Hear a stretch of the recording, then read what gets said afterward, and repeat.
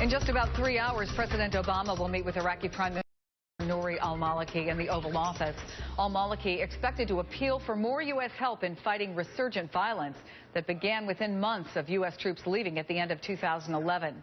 This year alone, look at these statistics. The State Department says at least 6,000 Iraqis have been killed in attacks. Joining me to talk about it, former U.S. Ambassador to Morocco, Marc Ginsberg. Good morning.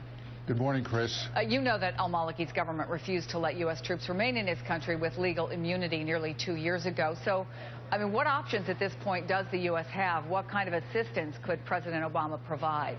Well, the most important thing, Chris, is to understand that al-Maliki is not the solution. He's been definitely part of the problem. He has driven the Sunnis out of his government. He's imprisoned many of them.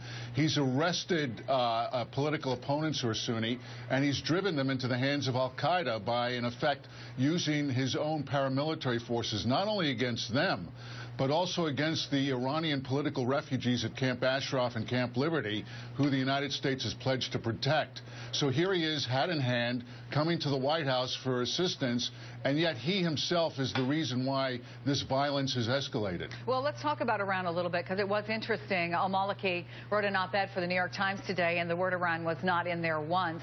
And from the Hill this morning, let me read, analysts will be watching closely to see if President Obama leverages his influence over the Iraqi leader that many are calling a puppet of the Iranian regime. What is the conversation about Iran likely to be like? Well, interesting enough, Maliki would like to present himself as the mediator of all things between Iran and the United States, which is absurd because, after all, he has been facilitating arms transfers from Iran to Syria in violation of UN Security Council resolutions. Number one. Number two, he's been providing naval intelligence to the Iranian government of U.S. forces in the Persian Gulf.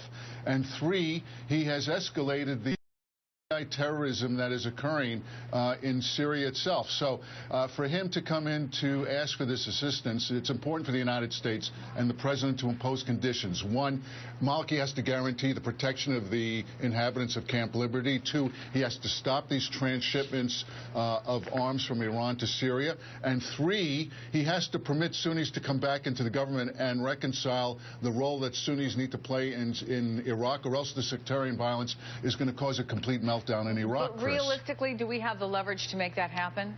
Well, he needs these arms, and that's the best leverage we have. Unfortunately, I hate to say it, of all things, when it comes right down to, after years of treasure and blood lost in Iraq, the best we can do is leverage our arms transfers to him. Let me ask you finally to give us your overall assessment of Iraq right now and where you think things are headed. It is going from bad to worse. There's going to be a 2014 election in which he'd like to emerge. Maliki would like to emerge from the White House, claiming that he's the preferred candidate for the president. The only way to prevent this sectarian violence from imploding in Iraq further is to have a reconciliation and a democratic process restored in Iraq, which is going to be key. That's the best thing that we can hope for at this point in time. And Maliki is not the solution. He's definitely the problem.